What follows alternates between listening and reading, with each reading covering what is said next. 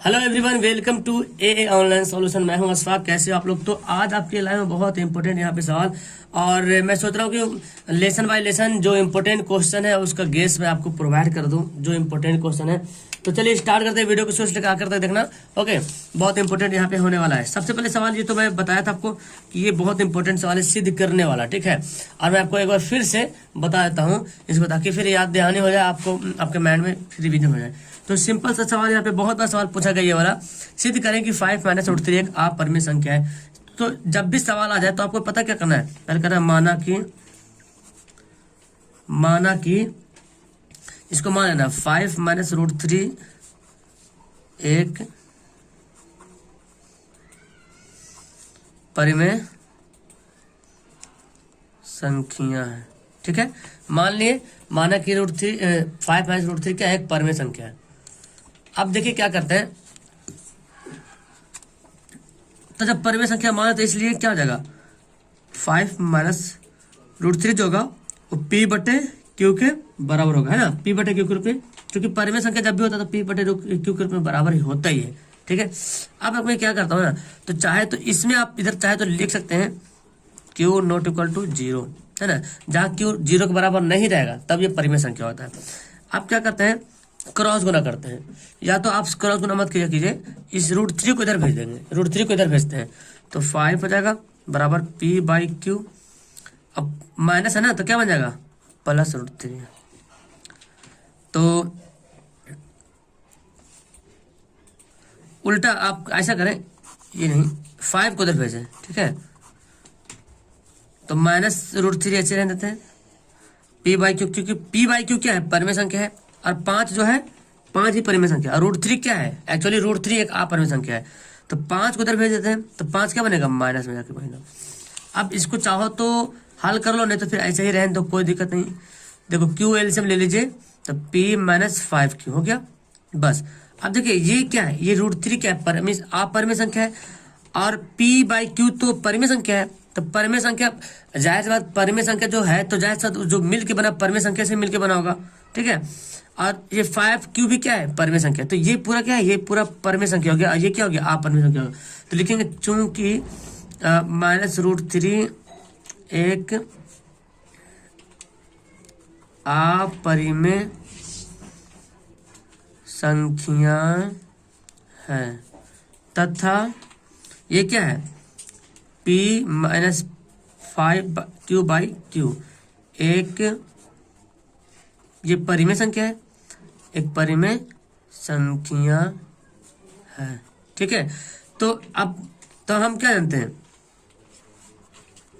किंतु हम जानते हैं कि परिमेय संख्या तथा अपरिमेय संख्या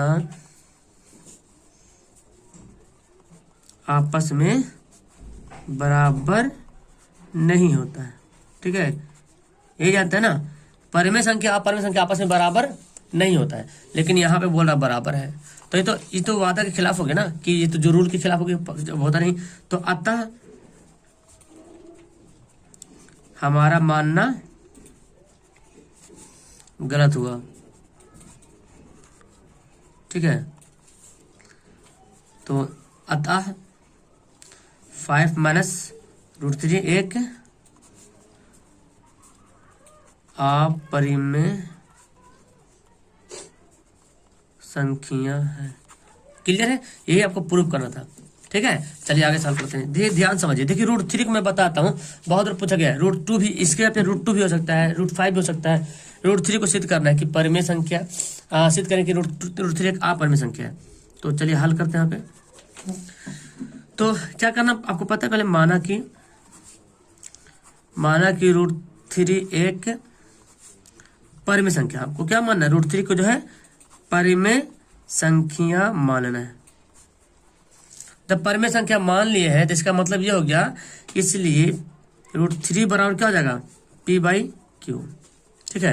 यहाँ पे लिखेंगे जहां Q not equal to 0, Q 0 के बराबर नहीं होना चाहिए तभी परिमेय संख्या हो सकता है, तथा P एवं Q का अभाज्य गुणनखंड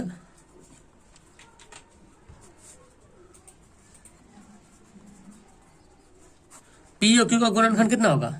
P और Q का गुणनखंड देखें तो इसका कॉमन अभाज्य गुणनखंड जो कॉमन होगा, सॉरी उभयनिष्ठ लिखेंगे यहाँ पे, उभयनिष्ठ, अभाज्य नहीं उभयनिष्ठ गुणनखंड 1 है। देखिए तो P और Q का उभयनिष्ठ गुणनखंड कितना है? 1 है। मतलब P और Q का HCF के बारे में बात की जा रही है, ठीक है। P और Q का HCF कितना है? P और Q को मैं अगर आपको बोला जाए कि HCF निकाले तो P और Q में देखे तो P ना तो P मिल रहा Q से, ना तो Q P से मिल रहा, तो इसका HCF तो 1 ही हो जाएगा, ठीक है। तो इसलिए उभयनिष्ठ, अभाज्य नहीं उभयनिष्ठ लिखेंगे। यहाँ हो गया। अब क्या करेंगे? दोनों तरफ वर्ग करेंगे, दोनों तरफ वर्ग करने पर, तो दोनों तरफ वर्ग कर देंगे तो √3 का वर्ग हो जाएगा, अब P बाई Q का वर्ग हो जाएगा। देखो क्या हो जाएगा? 3 हो जाएगा और P का स्क्वायर और Q का स्क्वायर हो गया। अब यहाँ पे करते हैं क्या? क्रॉस गुना करते हैं, तो इसके नीचे 1 छुपा हुआ है, तो P स्क्वायर बराबर 3Q स्क्वायर, समीकरण फर्स्ट करते हैं। ओके, अब देखिए यहाँ पे जो P स्क्वायर है ये 3Q स्क्वायर के बराबर है, मतलब कि इससे ये भी कट जाएगा, इससे ये भी कट जाएगा, क्योंकि बराबर, जैसे बोले हम 6 बराबर 8, 6 बराबर 6, तो 6 बराबर 6 कब होगा? मतलब दोनों कट जा रहा तब तो हो रहा। 6 बराबर 6, अगर बोले 6 बराबर 6 तो दोनों कट रहा, तो यहाँ पे P स्क्वायर बराबर 3Q स्क्वायर, मतलब कि P स्क्वायर जो है 3Q स्क्वायर से भी क्या हो रहा? कट जा रहा, ठीक है।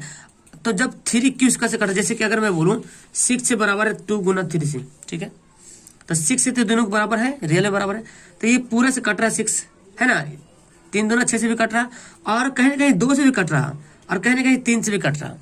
तो यहाँ पे भी तो वही बात है ना कि P स्क्वायर जो है 3Q स्क्वायर से भी कट रहा, और कहीं ना कहीं Q 3 से भी कट जाएगा ये, और Q स्क्वायर से भी कट जाएगा। तो हम यहाँ पे लिखेंगे P स्क्वायर 3Q स्क्वायर से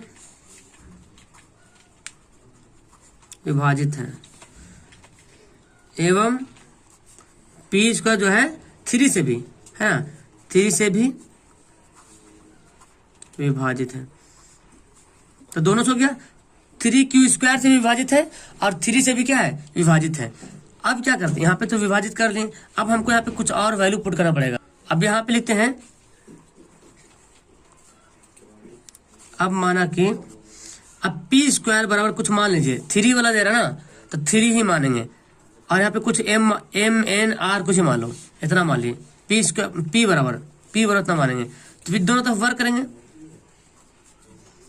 वर्ग करने पर, तो वर्ग करेंगे तो क्या हो जाएगा? P स्क्वायर हो जाएगा और 3M का स्क्वायर हो जाएगा, यानी कि P स्क्वायर बराबर क्या हो जाएगा? 3 तिया 9M स्क्वायर, ठीक है, ये हो गया। तो यहाँ पे देखें, यहाँ पे क्या देख रहे हैं आप? अब यहाँ पे क्या करना है? P स्क्वायर का जो वैल्यू आया था, P स्क्वायर बराबर 3Q स्क्वायर, इसका वैल्यू इसमें डाल देंगे, ठीक है।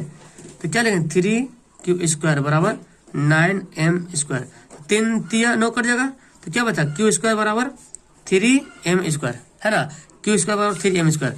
अब यहाँ से क्या पता चल रहा कि Q स्क्वायर जो है 3M स्क्वायर से भी विभाजित है, और Q भी है 3, अगर Q स्क्वायर जो है इस पूरा से विभाजित हो रहा, तो कहीं ना कहीं 3 से भी विभाजित हो जाएगा, कहीं ना कहीं M स्क्वायर से विभाजित हो जाएगा। तो हमको इतना ही लिखना है कि यहाँ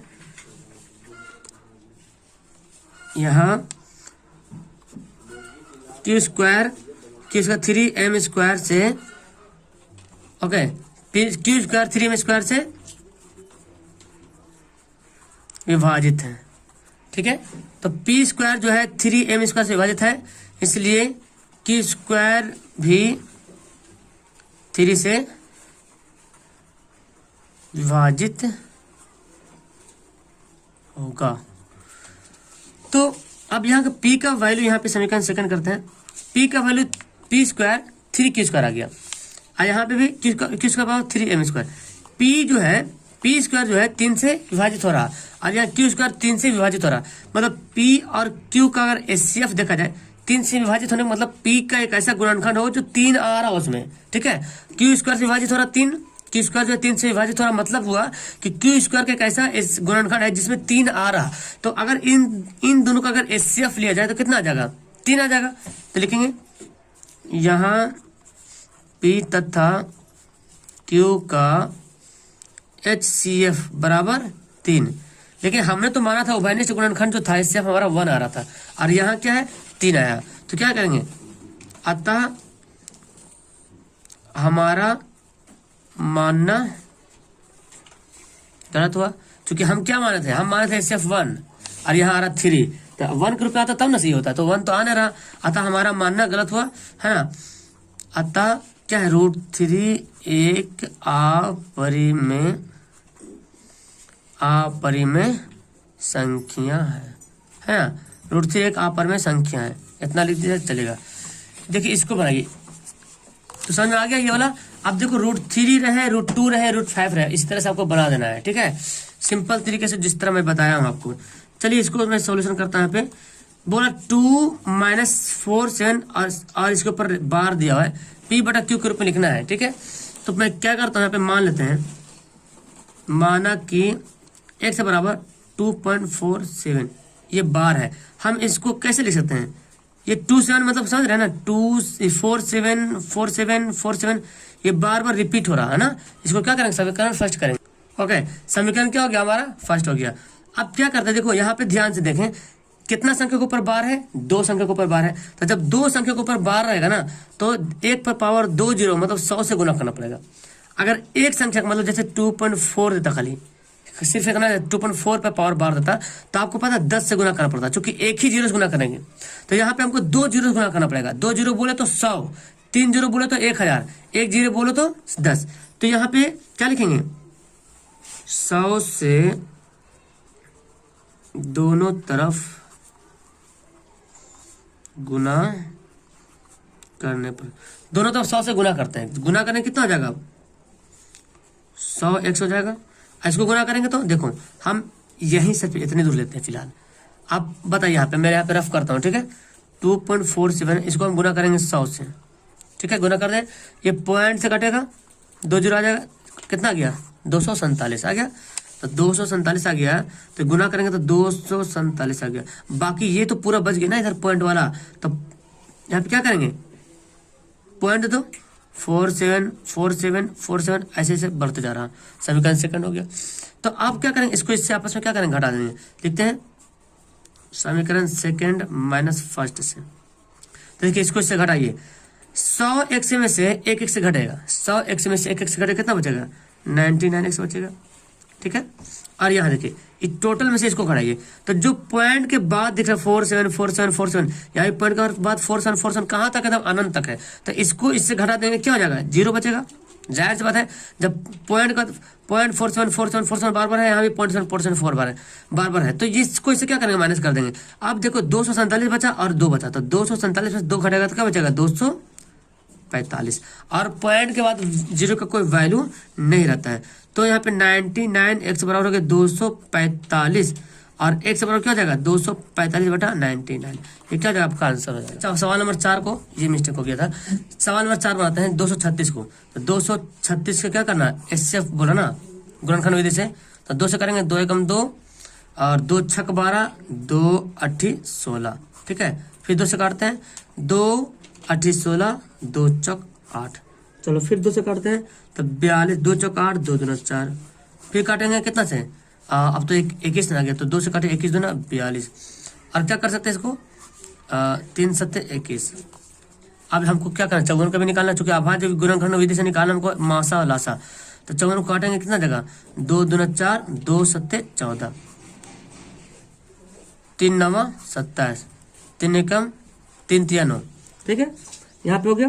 अब हमको पता क्या करना है, देखिए यहाँ पे ध्यान से देखें, 236 का जो निकाले कौन कौन आया, 236 का गुणनखंड देखना है, 2 2 2 2 4 बनाया, 3 गुना 7 आ गया। इसको आप कैसे कर सकते हो, इसको आप कैसे लिख सकते हैं, 2 पर पावर कितना है 4 है ना, 4 पे से 1 2 3 4 गुना 3 गुना 7 है, फिर कितना है 54 है, 2 गुना 3 गुना 3, तो 3 पावर कितना हो जाएगा 3 हो जाएगा। अब आपको निकालना है एलसीएम और एचसीएफ, तो चलिए निकालते हैं, मासा निकालते पहले, मासा एचसीएफ को बोलते हैं, ठीक है, महत्तम समापवर्तक। एचसीएफ कैसे निकालेंगे, तो देखो सबसे बड़ा से बड़ा वैल्यू होगा जो कॉमन हो जाए, सबसे बड़ा से बड़ा वैल्यू छोटा नहीं, सबसे बड़ा से बड़ा वैल्यू। तो इन दोनों में देखो सबसे बड़ा से बड़ा वैल्यू कौन है, जो कॉमन हो जा रहा। तो अगर बोलेंगे सर बड़ा तो ये दिख रहा है, लेकिन बड़ा से बड़ा वैल्यू है जो कॉमन हो जा रहा है, तो बड़ा से बड़ा वही तो 2 ही दिख रहा है जो दोनों में मिल जा रहा है, क्योंकि 1 2 यहाँ पे 4 2 है, तो 2 तो कॉमन हो जा रहा। ठीक है, 3 में देखेंगे तो 3 यहाँ पे 1 पीछे, यहाँ पे 3 3 पास, तो सबसे बड़ा से बड़ा वैल्यू कौन है, जो दोनों में है। तो बोलेंगे 1 3 तो है दोनों में है, 1 3 क्या है, दोनों में है। इसके अलावा तो 7 तो मैच ही नहीं करा, तो 3 दूना 6 क्या हो जाएगा, 3 दूना 6 इसका क्या हो जाएगा, मासा हो जाएगा। ओके, अब यहाँ पे निकालते लासा एलसीएम। लासा में क्या होता है ना, यहाँ पे देखिए सब कॉमन, यहाँ पे सबसे छोटा से छोटा संख्या देखना है। ठीक है, जो दोनों में जो सबसे छोटी छोटी संख्या देखना है। तो देखो सबसे छोटी संख्या कौन है, जो दोनों से विभाजित हो जाए। ठीक है, तो देखा अगर 2 लेते हैं, यहाँ पे कौन संख्या है, अगर इसको हल करते हैं तो 2 पर पावर 4 बोले तो 2 दूना 4 4 8 8 दूना 16 होता है। ठीक है, और यहाँ पे 2, तो सबसे छोटा संख्या कौन है, जो दोनों से विभाजित हो जाए। तो 2 अगर 2 लेते हैं तो 16 तो 2 से कटेगा, मतलब 16 2 तो 16 से कटेगा नहीं, लेकिन अगर 16 लेते हैं तो 2 से भी कट जाएगा, 16 खुद 16 से कटेगा और 2 से भी कटेगा। सबसे छोटी छोटी संख्या एलसीएम लेना है जो दोनों से कट जाए। तो अगर 4 चौक 16, 2 पर पावर 4 मतलब 16 हो गया, और 2 पर पावर 1 है, तो अगर हम 16 लेते हैं तो 16 खुद 16 से भी कटेगा और 1 से भी कटेगा, 2 से भी कटेगा। अगर हम 2 लेते हैं तो 2 तो खुद 2 से कटेगा, लेकिन 16 तो नहीं कटेगा, तो इसलिए हमको क्या लेना पड़ेगा, 2 पर पावर 4 लेना पड़ेगा। 3 के बारे में बात करते हैं। 3 यहाँ पे सबसे छोटा छोटा कौन संख्या है, जो दोनों से कट जाए। यहाँ पे एलसीएम में था कॉमन होने वाला था, यहाँ पे कटने वाली बात है, विभाजित होने वाली बात है। तो देखो 3 पर पावर 1 ही है, अगर हम 3 को लेते हैं तो ये कितना हो जाएगा, 3 3 9 9 27, तो 3 जो है 27 से कटेगा, कभी नहीं कटेगा। लेकिन 27 लेते हैं तो 27 खुद 27 से भी कटता है, 3 से भी कटता है, तो हमको लेना पड़ेगा कितना, 3 पर पावर 3 हो गया। अब यहाँ पे 7 है, तो अब यहाँ पे कुछ ना तो 1 होगा, मे भी 1 होगा ना, कुछ तो होगा 1। तो 7 अगर लेंगे तो 1 से भी कट जाएगा, सबसे कट जाएगा, तो यहाँ पे 7। यानी कि यहाँ पे जो भी बड़ा से बड़ा पावर है सब यहाँ पे लिख देना है, मैच करा जो बड़ा से बड़ा पावर लिख देना है यहाँ पे। तो कितना हो गया, इसको करेंगे तो 2 4 4 8 2 16 हो गया, और यहाँ पे देखें 9 3 27 हो जाएगा, और ये 7 है, सबको गुना कर देते हैं यहाँ पे। तो इसको गुना कर देंगे तो आ जाएगा 3024। ठीक है, ये आंसर हो गया, एक आंसर हमारा, एक आंसर। समझ आ रहा, ऐसे में बंदे कभी कभी कंफ्यूजन हो जाता है। ये देखो ये भी इजी है, संख्या दे दिया, उसके एलसीएम दे दिया, और एचसीएफ आपको ज्ञात करना है। तो बहुत इजी सवाल है, मैं आपको लाया हूं ताकि नए सिरे से जो इंपॉर्टेंट सवाल है और लेसन वाइज मैं आपको करवा दूंगा। ठीक है, तो एलसीएम यहाँ पे पहली संख्या यहाँ पे क्या दिया हुआ है, 72, और दूसरी संख्या क्या दिया हुआ है, 126, और यहाँ पे एलसीएम कितना दिया हुआ है, एलसीएम 504 दिया। और आपको क्या निकालना है, एचसीएफ निकालना है, एचसीएफ बराबर व्हाट। तो चूंकि एचसीएफ का फॉर्मूला होता है, क्या होता है फॉर्मूला, पहली संख्या गुना दूसरी संख्या बटा में एलसीएम। तो पहली संख्या कितना है, 72 है, तो लिख देंगे 72 गुना दूसरी संख्या 126 है, और बटा एलसीएम कितना 504। तो बस इसको काटा पीटी करो, 126 से चाहे तो काट सकते हैं, 126 6 चौक 24, तो 126 से 4 में कट जाएगा, 6 चौक 24 के 4 बचा 2, 4 2 8 10 के 0 बचा 1, 4 कम 4 5, फिर 4 से कटेगा तो 4 1 कम 4 कटेगा, हाँ 4 कम 4 और बचा 3, तो 32 4 8 32, कितना आ गया, 18 आ गया। ओके, तो 18 क्या हो गया, हमारा आंसर हो गया। ओके, लास्ट सवाल पढ़ लेते हैं अब। तो देखिए सवाल बनाना है, दर्शाएं कि प्रत्येक धनात्मक समपूर्णांक 2q के रूप का होता है, समपूर्णांक 2q के रूप का होता है, तथा प्रत्येक धनात्मक पूर्णांक 2q + 1 के रूप में होता है। ये दर्शाना को सिद्ध करना है, और आपको ऑब्जेक्टिव भी मिलता है कि जहां पे q की जगह पे कुछ भी वैल्यू पुट कीजिएगा ना, तो हमेशा सम संख्या ही आएगा। और इसमें जो है q का वैल्यू कुछ भी रखिएगा तो कभी सम कभी विषम, तो क्या हो रहा, तो ये ना, ये जो है ना कभी सम कभी, अगर हम 2 रखते हैं, अगर 1 रखते हैं तो 2 1 2 1 3, 2 2 4, मतलब कुछ भी यहाँ पे आके विषम आ जाएगा। ठीक है, हमेशा विषम ही आने वाला। 3 रखे 3 2 6 1 7 हो जाएगा, 4 रखते 4 2 8 1 9 हो जाएगा, तो हमेशा विषम आएगा। और यहाँ पे कुछ भी रखो हमेशा सम आएगा। इसको प्रूव करके बताना है, सिद्ध करके बताना है। तो चलिए हल करते हैं। सवाल आता है ये सवाल, तो हम क्या करते हैं, मान लेते हैं कि एक कोई धनात्मक पूर्णांक है ना, यहाँ पे लिखते हैं, माना कि एक कोई धनात्मक पूर्णांक है। ठीक है, मान लीजिए अब, तो इसलिए b बराबर क्या मानेंगे, जैसे 2 बोल रहा ना, कहीं कहीं 3 भी देता है। ठीक है, तो 2 बोल रहा तो b बराबर क्या मानेंगे, 2 मान लेंगे। बी बराबर क्या मानेंगे, 2b मांगे, तब यूक्लिड विभाजन विधि से क्या होता है, ठीक है। इसलिए लिखते हैं यहाँ पे यूक्लिड विभाजन एल्गोरिथम से।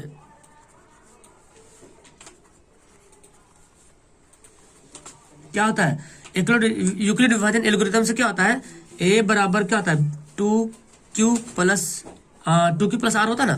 तो हम यहाँ पे देखो 2q प्लस आर होता है, तो ये तो जानते हैं। तो यहाँ पे एक्चुअली होता है ए बराबर BQ प्लस आर होता है। तो बी की जगह पे क्या माने माना 2 माना, तो 2 यहाँ पे बी की जगह पे 2 माना ना, बी की जगह 2 माना, तो यहाँ पे बी की जगह 2 रख दिया, ये मैंने मान लिया, ठीक है। अब यहाँ पे जो आर है ना, ये आर जो है, अब देखो यहाँ पे हमको कहाँ तक दिया है, 2 तक दिया है, ठीक है। 2 तक दिया, तो हम आर का वैल्यू ना 0 और 1 2 से नीचे ही मानेंगे। जैसे कोई भी संख्या का डिवाइड करते हैं, एक्चुअली ये है क्या, देखो ये जो डिवाइड करते हो, देखो जैसे कि मान लीजिए कि 2 को 6 से 5 करता है, ठीक है। 2 को 5 से डिवाइड करना है, तो 2 दूना 4 आ गया। तो ये इसको बोलते क्या, इसको बोलते भाजक, इसको बोलते भाज्य, इसको बोलते भागफल, ठीक है, इसको बोलते शेषफल। अब देखिए 2 को 5 से डिवाइड करेंगे, 5 से डिवाइड किए, तो यहाँ पे देखो इसको हम इसका फॉर्मूला होता है क्या, भाजक बराबर, ये क्या है भाजक है, सॉरी भाज्य है, ये क्या है भाज्य है, भाजक गुना भागफल जोड़ शेषफल, ठीक है। तो यहाँ पे क्लियर से यहाँ पे देख लीजिए, अगर b का वैल्यू जो यहाँ पे देख रहे हैं a बराबर b का वैल्यू कितना 2 है, यहाँ b का वैल्यू कौन हो जाएगा 2 हो जाएगा। ये जो 2 है ना, जब भी शेषफल बचेगा इससे कम ही बचेगा। आप कोई भी संख्या ले लीजिए, 2 को मान लीजिए 9 से डिवाइड करेंगे, तो इससे वैल्यू कम ही शेषफल अगर बचेगा तो इससे कम बचेगा, मतलब 0 बच सकता है, 1 बच सकता है, लेकिन 2 नहीं कभी बचेगा। कोई संख्या और लेते हैं, मैंने 6 लेते हैं, 6 को हम भाग करते हैं, मान लेते हैं कि 19 से लेते हैं, ठीक है। तो 6 3 18, देखिए जब भी भाग करें तो 6 से कम ही बचेगा। हो सकता कभी कभी किसी कंडीशन में 6 से 5 भी बचे शेषफल, 4 भी बचे, 3 भी बचे, 2 बचे, 1 बचे, 0 बचे, लेकिन 6 कभी नहीं बचेगा, 6 से ज्यादा कभी बचेगा ही नहीं, ठीक है शेषफल। तो इसीलिए हम क्या करेंगे, आर का वैल्यू क्या यहाँ पे हो गया 0 हो गया, 0 और 1, क्योंकि यहाँ पे बी का वैल्यू क्या है 2 है, क्योंकि यहाँ पे हम 2 अगर मानते हैं तो नीचे क्या हो जाएगा 0 होगा या 1 होगा, ठीक है। इसलिए आर बराबर यहाँ पे क्या 0 और 1। अब क्या करते हैं 0 1 हो गया, तो अब क्या करते हैं यहाँ पे हम बैठाते हैं ए बराबर 2 की है ना 2q प्लस आर है। तो जब a बराबर जब 0 करेंगे, सॉरी r बराबर जब 0 करेंगे तो क्या हो जाएगा a बराबर 2q प्लस 0, मतलब कि a बराबर क्या हो गया 2q हो गया, एक हमारा 2q आ रहा। फिर क्या करते हैं, फिर आपको ये करना पड़ेगा, अब a का बैठाते हैं r बराबर 1 बैठाते हैं। तो r बराबर जब 1 बैठाएंगे तो देखिए, तो a बराबर क्या हो जाएगा 2q प्लस 1 हो जाएगा, है ना, 2q प्लस 1 हो जाएगा। अब यहाँ पे देखिए 2q में q से कोई भी संख्या से गुना करेंगे, q में कोई भी संख्या से गुना करेंगे तो ये क्या आएगा हमेशा सम आएगा, और इसमें कोई भी संख्या से गुना करेंगे तो हमेशा क्या आएगा विषम आएगा, ठीक है। तो यहाँ पे लिखते हैं, इस बात को आपको लिखना पड़ेगा, ठीक है। यहाँ लिखते हैं कि यदि a बराबर 2q है तो एक सम पूर्णांक है, एक सम पूर्णांक है, ठीक है। एक धनात्मक पूर्णांक या तो सम हो सकता है या विषम, ठीक है। धनात्मक पूर्णांक सम हो सकता है या विषम हो सकता है। तो अब जब हम करते हैं यहाँ पे, तो हमको लिख दिया एक धनात्मक पूर्णांक सम भी हो सकता है और विषम भी हो सकता है, ठीक है। तो लिखते हैं इसलिए 2q, इसलिए लिखते हैं इसलिए कोई भी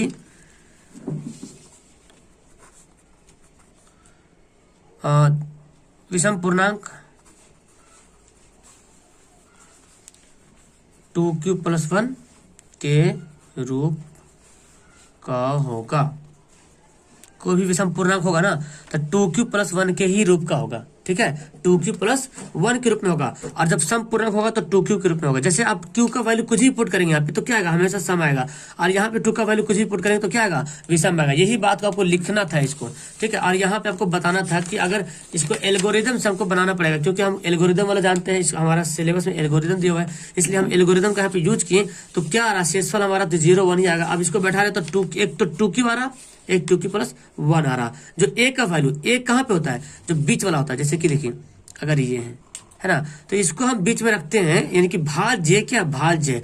तो जब भी ऐसा रहता है, यहाँ पे कुछ भी वैल्यू पुट करो आपका सम आएगा, और यहाँ पे कुछ भी वैल्यू पुट करो क्या होगा, विषम होगा। तो धनात्मक पूर्णांक हमेशा कोई भी धनात्मक विषम पूर्णांक होगा वो क्या होगा, 2q प्लस 1 के रूप का होगा। और ये 2q प्लस 1 है, जो 2q जो है एक सम पूर्णांक है, ठीक है। ये क्या है, एक सम पूर्णांक है। तो बस इसी बात को आपको लिखना था। फिलहाल ये सवाल समझ में आ गया। नेक्स्ट वीडियो में कोशिश करेंगे जल्दी 2-3 चैप्टर का एक ही वीडियो में बना करके आपको प्रोवाइड करें, बिकॉज टाइम बहुत कम है। ओके, वीडियो क्लास करते हैं। That's all, thank you everyone.